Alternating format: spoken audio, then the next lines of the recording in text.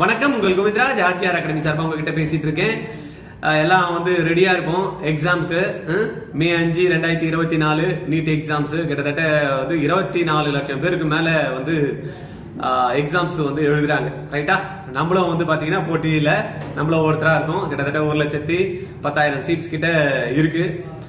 BDS எல்லாம் calculate பண்ணா 1.5 லட்சம் சீட்ஸ் கிட்ட வரும். ஆயுஷ் எல்லாம் கோர்சஸ் எல்லாம் வந்து பாத்தீங்கன்னா ஒரு 50,000 சீட்ஸ் இருக்கு. ஆல்மோஸ்ட் வந்து ஒரு 2 லட்சம் சீட்ஸ் வந்து எம்பிபிஎஸ், பிடிஎஸ் அண்ட் ஆயுஷ் கோர்சஸ்க்காக போட்டிக்கு நாள் வந்து 5/2024. ரைட்டா? எல்லாமே ரெடியா இருப்போம், தயாரா இருப்போம். சில பேர் ஒரு வருஷம் படிச்சிருப்போம், சில பேர் வந்து பாத்தீங்கன்னா +1 +2 படிக்கிறப்ப படிச்சுட்டு ஃப்ரெஷ்ஷா எழுதுவீங்க. சில பேர் வந்து எதுவுமே படிக்காமயே ஒரு கிராஷ் கோர்ஸ் அட்டென்ட் பண்ணிட்டு எழுதுவீங்க. சில பேர் கிராஷ் கோர்ஸ் கூட எல்லாமே நேரா போய் எழுதி பார்க்கலாம்ன்ற மாதிரி பண்ணுவீங்க. ரைட்டா? யார் எப்படி இருந்தாலும் உங்களுக்கு எல்லா நாலேஜுமே ஆல்ரெடி இருக்கு. நீங்க ஏற்கனவே நல்லா ப்ரிப்பேர் பண்ணி வச்சிருப்பீங்க. தைரியமா போங்க, சந்தோஷமா போங்க, ஹாப்பியா போங்க. எந்த விதமான பதட்டமும் பட தேவையில்ல. பதறிய காரியம் சிதறும் அப்படின்னுவாங்க. அதனால நீங்க சில பேர் நல்லா பண்ணிருப்பாங்க, நல்லா ப்ரிப்பேர் பண்ணிருப்பாங்க, பதட்டத்துல வந்து விட்டுருவாங்க. அந்த மாதிரி எல்லாம் இல்லாம தெம்பா போங்க, ஜாலியா போங்க, ஹாப்பியா போங்க. எக்ஸாம்ஸ் வந்து ஈஸியா தான் இருக்கும். எக்ஸாம்ஸ் வந்து ஈஸியா தான் இருக்கும். ப்ரிப்பேர் பண்ணவங்களுக்கு ஈஸி தான். போர் வரதுக்கு முன்னாடி யார் வந்து எப்படி எல்லாம் அட்டாக் பண்ணுவாங்க, எப்படி எல்லாம் வந்து நம்மள வந்து நம்ம தாக்கணும் அப்படின்ற மாதிரி எல்லாம் ப்ரிப்பேர்டா இருக்கிறவங்க போய் வின் பண்ணிட்டு வந்துருவான் போர்ல. போயனா பாத்துக்கலாம், எங்க இருந்து அடிக்கிறான்னு தெரியலனா பின்னாடி இருந்து ஒரு பாம் அடிச்சானா தும்முன்னு எங்க போய் விழுந்துருவா. ரைட்டா? அந்த மாதிரி எல்லாம் இல்லாம சில பேர் நல்லா ப்ரிப்பேர்டா பக்காவா பண்ணிருப்பீங்க. சந்தோஷமா ஹாப்பியா அகைன் திருப்பி சொல்லல, சந்தோஷமா இருக்கிறப்பதான் நிறைய காரியங்கள் வந்து பாத்தீங்கன்னா நம்மளுக்கு ஈஸியா நடக்கும். பதட்டம் பட்டோம்னா நம்மளுக்கு நடக்காது. அதனால ஜாலியா போங்க. ஒண்ணு. ரெண்டாவது, எக்ஸாமுக்கு நாளைக்கு எக்ஸாமுக்கு என்ன ட்ரெஸ் சார் போட்டுட்டு போகணும் அப்படின்னா, என்ன ட்ரெஸ்னா போட்டுட்டு போங்க. மெட்டல் சம்பந்தமான விஷயங்கள் அந்த ட்ரெஸ்ல இல்லாம பாத்துக்குங்க. இவ்வளவுதான். ரைட்டா? ரெண்டாவது, ஷூஸ் அலோடு இல்ல.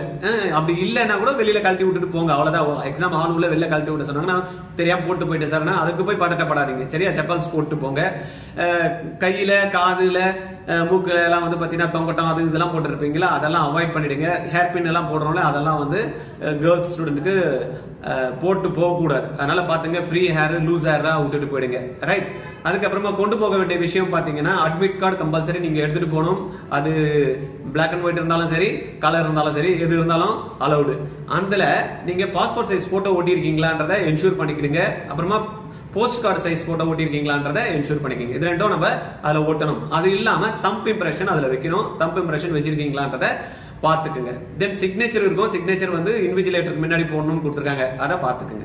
அப்புறம் இந்த அட்மிட் கார்டு கூட நீங்க கொண்டு போக வேண்டிய விஷயம்னா, பாஸ்போர்ட் சைஸ் போட்டோகிராஃப். அங்க வந்து அட்டெண்டன்ஸ்க்காக ஒரு போட்டோ ஒன்று கேட்பாங்க. பாஸ்போர்ட் சைஸ் போட்டோ 1 2 எடுத்துக்க வச்சுங்க கையில, தப்பு கிடையாது.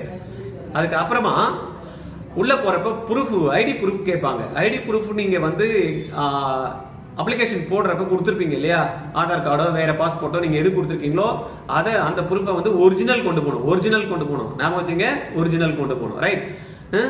அவ்வளவுதான். எக்ஸாம் சென்டருக்கு டைம் என்ன உங்களுக்கு கொடுத்துருக்காங்களோ 11:30 மணில இருந்து கேட் ஓபன் கொடுத்துருக்காங்க. அதுக்கேற்ற மாதிரி பாத்துங்க. 1:30 மணிக்கு மேல எக்காரணம் கூட யாரையும் அலோவ் பண்ண மாட்டாங்க. ஒரு 2-3 செகண்ட்ஸ் ஆனா கூட அதுல நீங்க கொஞ்சம் கிளியரா இருக்கணும். தூரமா இருந்து போறவங்க எல்லாம் சென்டர்ஸ்க்கு முன்னாடியே போய் அங்க உட்காந்துக்குங்க. வாட்டர் பாட்டில் கையில நீங்க வச்சுக்கலாம். ஆனா வாட்டர் பாட்டில் வந்து பாத்தீங்கன்னா டிரான்ஸ்பரண்ட் வாட்டர் பாட்டில் உள்ள கூட கொண்டு போகலாம், தப்பு கிடையாது. பட் வாட்டர் வந்து கம்பல்சரி கையில வச்சுக்கணும். ஏன்னா அங்க கிடைக்குமா கிடைக்காதுன்றது தெரியாது. உள்ள உடலன்னா பரவாயில்ல, வெளியில நீங்க போட்டு போகலாம். உள்ள கொடுக்குறோம்னாங்கன்னா நீங்க யூஸ் பண்ணிக்கலாம். ஆனா வாட்டர் வந்து வேணும். ஏன்னா கத்திரி வெயில் வந்து ஸ்டார்ட் ஆயிடுச்சு. இன்னைக்கு வெயில் வந்து ஜாஸ்தியா இருக்கு, உஷ்ணம் ஜாஸ்தியா இருக்கு. உடம்பு டீஹைட்ரேட் ஆகாம பாத்துக்கணும். இவ்வளவு நாள் நம்ம உழைப்பு போட்டு படிச்சு இருந்துட்டு அங்க போயிட்டு மயக்கம் வந்துட்டோம்னா கஷ்டமாயிடும். அதனால உடம்பு டீஹைட்ரேட் ஆகாம பாத்துக்குங்க. சாப்பிட்டுட்டு போங்க. எக்ஸாம் சென்டருக்கு வந்து பாத்தீங்கன்னா எனக்கு 11:30 மணிக்கு நான் உள்ள போகணும்னு சாப்பிடாமே உள்ள போட போறீங்க. ஏன்னா நீங்க ஈவினிங் வர்றது 5:45 6 மணி ஆயிடும். அதனால 5:20 தான் எக்ஸாம் முடியும். அந்த ப்ராசஸ் எல்லாம் பண்ணிட்டு வெளியில அனுப்புறதுக்கு 5:45 ஆயிடும், 6 கூட ஆகலாம். அதனால எக்காரணம் கூட சாப்பிடாம உள்ள போகாதீங்க, தண்ணி எடுத்துக்காம போகாதீங்க. இது ரெண்டுத்தையும் கம்பல்சரி ஃபாலோ பண்ணுங்க. அதுக்கப்புறம் பெற்றோர் வந்து பாத்தீங்கன்னா கம்பல்சரி குழந்தைங்க கூட போயே ஆகணும்.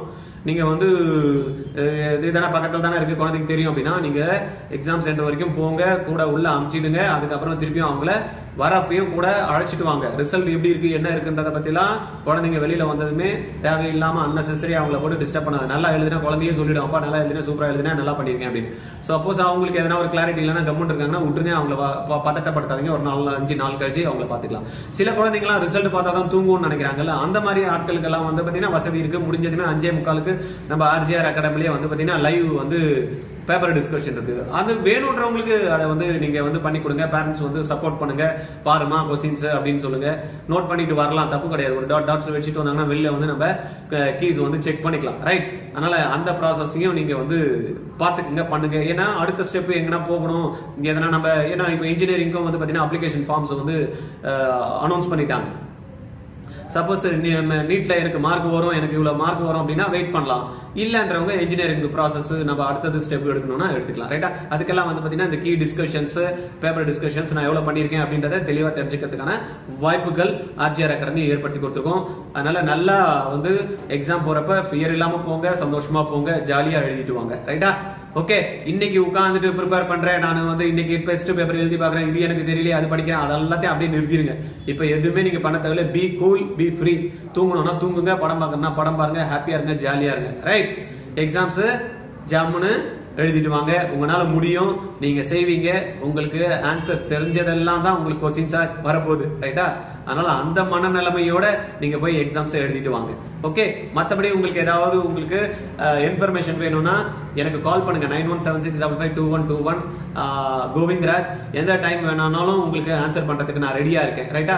எக்ஸாம் முடிஞ்சதுமே ரிசல்ட் எப்போ வரும், OMR எப்படி பாக்குறது, அதுக்கப்புறமா வந்து பாத்தீங்கன்னா நம்ம எதனா தப்பு பண்ணியிருந்தோம்னா சேலஞ்ச் எப்படி பண்றது, கொஸ்டின் கீஸ் தப்பா இருந்ததுன்னா இது எல்லாமே அது முடிச்சது ரிசல்ட் போட்டதுக்கு அப்புறமா கவுன்சிலிங்ல எப்படி அப்ளை பண்றது, கவுன்சிலிங்ல வந்து எப்படி சாய்ஸ் ஃபில் பண்றது, எப்படி சாய்ஸ் லாக் பண்றது, நான் வந்து அதுக்கப்புறமா எப்படி வந்து அலாட்மெண்ட் ஆர்டர் எடுக்கிறது, அப்புறம் காலேஜ் நான் எப்படி போய் ஜாயின் பண்றது, இந்த ப்ராசஸ் வரைக்கும் வந்து பாத்தீங்கன்னா நம்ம ஆர்ஜிஆர் அகாடமி உங்க கூடயே இருப்போம். அதுக்கப்புறமா அதுல ஜாயின் பண்ணதுக்கு அப்புறம் MBBSல ஃபர்ஸ்ட் இயருக்கு என்னெல்லாம் புக் வேணும், எப்படி படிக்கணும், இந்த ப்ராசஸ் கூட நம்மளுடைய சீனியர்ஸ் வந்து உங்களுக்கு ஹெல்ப் பண்றதுக்கு ரெடியா இருக்காங்க.